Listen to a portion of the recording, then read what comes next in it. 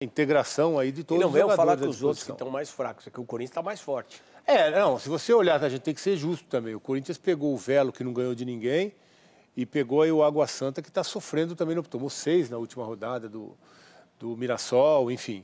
Mas o Corinthians está fazendo o que tem que ser feito. Tem vencido os jogos que se apresentam nesse momento, e agora, o Souza disse, domingo realmente é um grande teste para ver o nível que está o Corinthians depois de toda essa preparação da pré-temporada. Que aí é jogo para valer. Acho que o Corinthians deve ir com o time completo, porque o São Paulo também domingo deve jogar. Hoje deve dar uma... Já vai falar do São Paulo. São Paulo deve dar uma segurada para domingo o bicho pegar para os dois lados. Né? Com exceção do Garro, né, Fernando? O Garro não pode jogar. O Garro ainda está com... Ele teve uma lesão, né? Uma tendinite patelar no joelho direito. Vai de Coronado. Então, muito provavelmente o Igor Coronado deve ir para o jogo. E o Garro, que é um jogador que fez uma baita diferença o ano passado no Campeonato Brasileiro. A gente lembra aqui que ele, o Memphis e o próprio Yuri Alberto, os três ali fizeram uma diferença gritante no Corinthians, fizeram a diferença aí para o Corinthians fugir do rebaixamento ano passado e conseguir esses bons resultados do final de ano. Mas o Garro é um cara que faz muita falta ali para o Corinthians, porque é um cara que enxerga muito na frente, é um cara que tem um toque muito refinado, consegue achar espaços, achar jogadas. E o Coronado, por outro lado, é um cara que tem uma qualidade também de passe, mas é um cara que na bola parada faz uma diferença tremenda aí. Eu acho que o Garro está no momento melhor, mas acho que o Corinthians não perde tanto com o Coronado. Ele está jogando bem, né, cara? Não, pode ir, Velozinho. Eu acho até que a dúvida dele é com relação a Coronado e o Thales nesse momento, né? Eu não sei se ele vai optar pelo Coronado. O Thales Magno, você acha? É o Thales Magno. Embora o Coronado seja assim, você tira o... maneiras diferentes de jogar, não isso que eu ia dizer. Porque você tira o Garro e põe o Coronado, é o mesmo esquema. A mesma forma, características até parecidas. Agora, você tira o Garro, que não pode jogar, e coloca o Thales, é uma coisa fica mais ofensivo. Diferente, qualidade do Thales ali na frente, ele já tem demonstrado. Thales é mais boleiro que o Coronado, você acha? Mais o quê? Mais boleiro, mais jogador? São funções diferentes, inclusive, né? Porque se ele optar pelo Thales, teoricamente, ele vai jogar com 3 atacantes, né?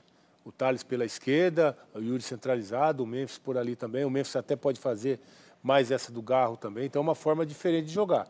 Já com o Coronado, ele só tira um e põe o outro, o esquema mesmo. O time sente menos taticamente, né? Mas eu acho que ele tem que achar um espaço para esse Thales no time. Tá jogando demais desde o ano passado. Jogador muito bom. E que o treinador tem que botar os melhores em campo. E hoje o Thales é um dos melhores que o Corinthians tem à disposição. É mais ou menos o que a gente estava criticando o Caixinha. Você tem que jogar taticamente do jeito que eu quero. Não, você tem os caras lá, você vai criar um esquema para usar os melhores, como você disse. Essa é a obrigação do técnico agora. É pago para isso, né, Fernandinho? Que o Corinthians melhorou, isso é nítido, né? São 3 vitórias, né? No campeonato. Como o Veloso falou, pegou equipes ainda que vêm em sequências ruins, mas o Corinthians está fazendo a parte dele. Está fazendo a parte dele, vencendo jogos.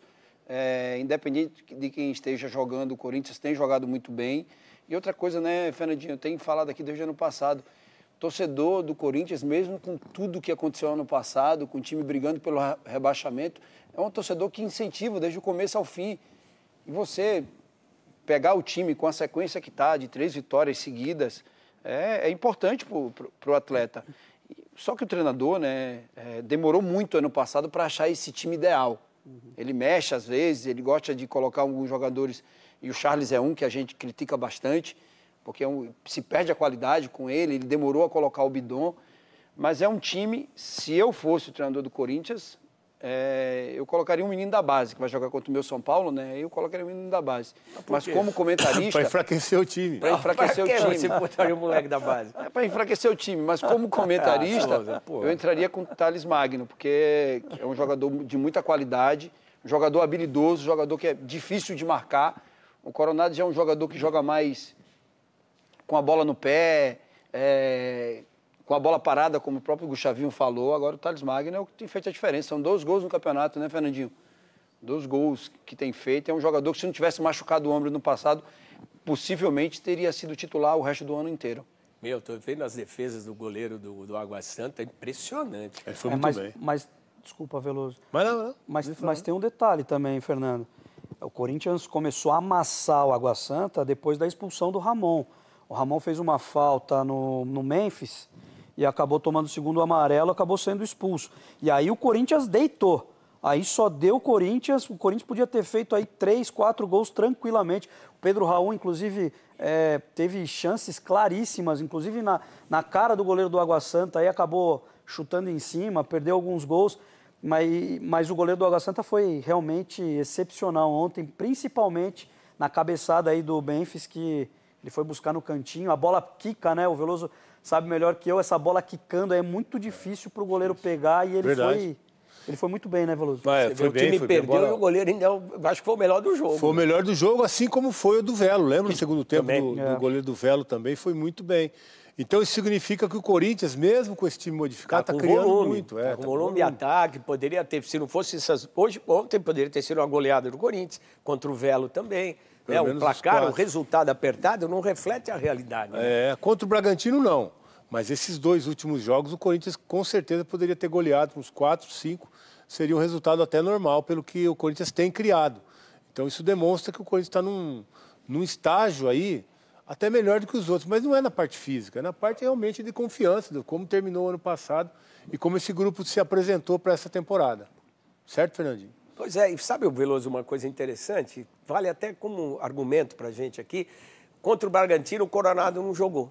Esses 2 outros jogos que o Corinthians teve esse volume grande, o Coronado jogou. Acho que pode ser um indicativo, né?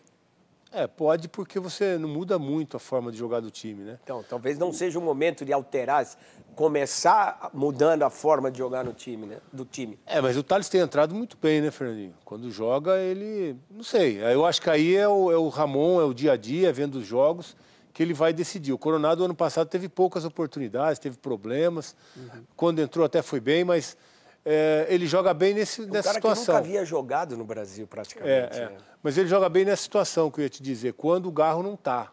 Eu acho que quando o Garro está, os dois quase que a mesma função ali tem mais dificuldade. Mas hoje ele tem uma opção diferente. Ele pode usar tanto o Garro, tanto o Coronado, como o Thales Magno para mudar um pouco a forma de jogar. E uma coisa, não que o Thales Magno seja esse tipo de jogador, mas tem situações, tem momentos que tem aquele cara que sempre sai do banco de reserva para resolver. Não fazer nenhum tipo de comparação, mas o Dinei, durante muito tempo no Corinthians, era esse cara. Saía do banco de reserva para incendiar e resolver o jogo. Não é a situação do Thales Magno, mas é uma característica que pode estar se criando nesse Corinthians. Mas com 3 atacantes no Corinthians, provavelmente o Thales Magno não tem vaga. Ele só não terminou o ano jogando porque ele machucou. Ele estava jogando muito bem, fazendo gols direto. Então o Corinthians vai mudar o jeito de jogar? Vai para 3 atacantes? Não, joga com 3 atacantes. Joga com 3 atacantes na frente. Ele jogou assim contra o Bragantino por um período. Jogou com os 3 atacantes. Yuri, Memphis e Thales. Eu acho que provavelmente deve ser, se não mudar nada, agora tem que ter um meia. O meia muda, né? O cara que pensa o jogo, né, Fernandinho?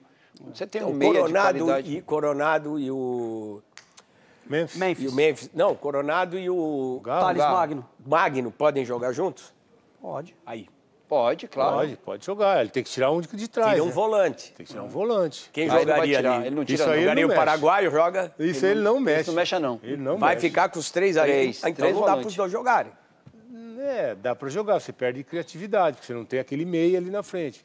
Mas ele joga com 3 jogadores, ele tem que soltar mais o Carrillo, por exemplo. Que é um jogador que tem uma característica de chegar mais à frente. Esse não sai do time, de jeito nenhum. Agora mais não, né? Ué? Ano passado ele demorou a botar o Carrillo também no time. Mas quando entrou, não saiu mais, velho. Entrou os jogos, aí ele tirava. O próprio Bidon sofreu um pouquinho. Os outros foram bem, mas esse cara foi um ponto de equilíbrio. Os outros equilibraram para o Corinthians. Esse cara deu equilíbrio para o Corinthians. A entrada dele foi importante no esquema. E é quando definiu o esquema também desses 3 jogadores à frente da zaga ali, né? Ele joga nesse 4-3-1-2, né? Então esse... E não deixou o Corinthians defensivo, né? Isso que é interessante. Normalmente você fala, 3 volantão, vai fechar lá, ninguém porque joga. não são 3 volantes, né? Porque o Carrillo não é volante, né? Um meia, né? Ele é um meia que ocupa espaço como se fosse um terceiro volante. Me volante. lembra o Rincon jogando. Era mais ou menos o que o Rincon fazia. Que era O um Zinho meia, fazia essa função no Palmeiras. Hã? O Zinho fazia. O Zinho também. O Palmeiras fazia isso com o Vanderlei. Esses 3 jogadores, um deles era o Zinho e na frente o Djalminha. Né? O Alex... Não, quando fazia o Djalminha era o Rivaldo que fazia. Nossa. Meu Deus, olha os caras que estão falando. Quando era o Zinho, era o Alex Deus que fazia céu. o 1.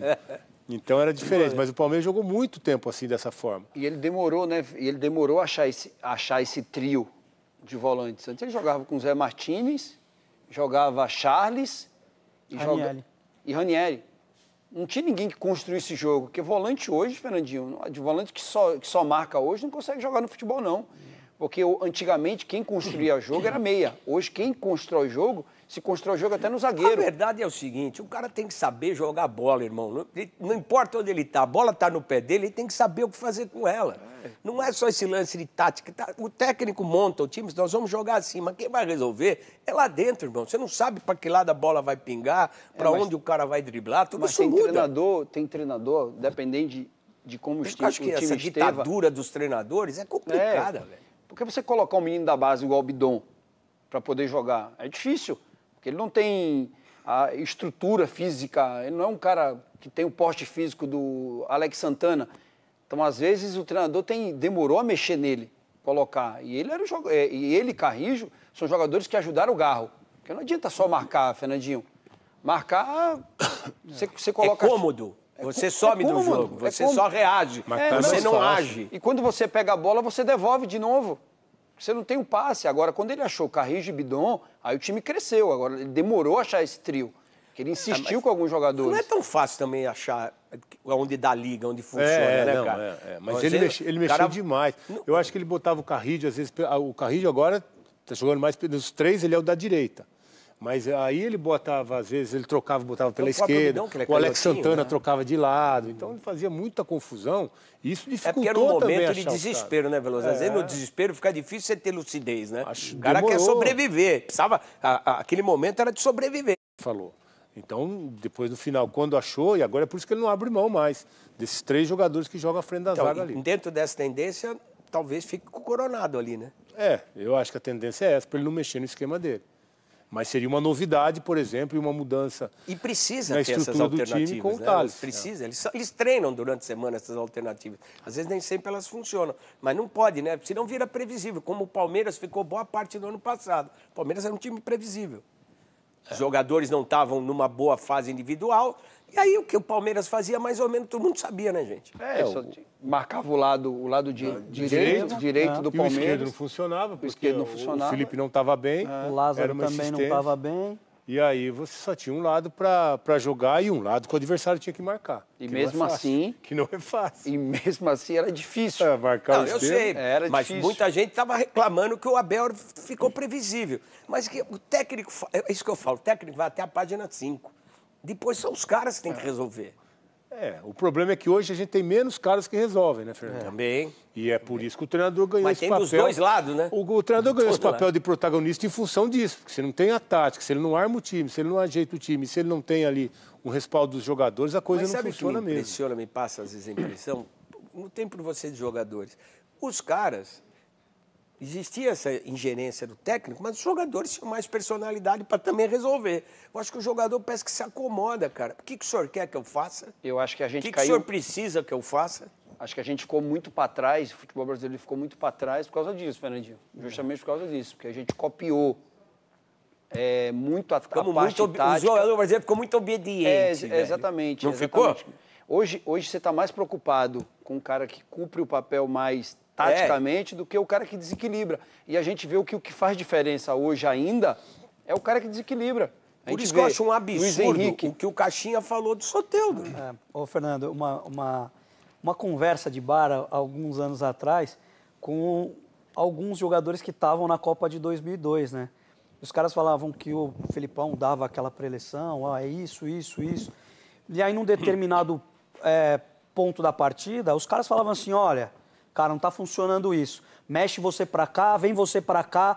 Pô, mas o Filipão vai ficar... Não, mexe, vamos resolver. Ganhar um jogo, vai reclamar do quê, os caras mesmo tinham essa consciência de mudar, de alterar, de trocar o lado, de mexer. E o time acabou acontecendo isso. O Gerson e o Rivelino trabalharam aqui muitos anos. Tive o prazer de conviver com os dois, Gerson e o Rivelino. Inclusive o Tostão trabalhou aqui com a gente. Parabéns, Tostão, tá fazendo aniversário hoje.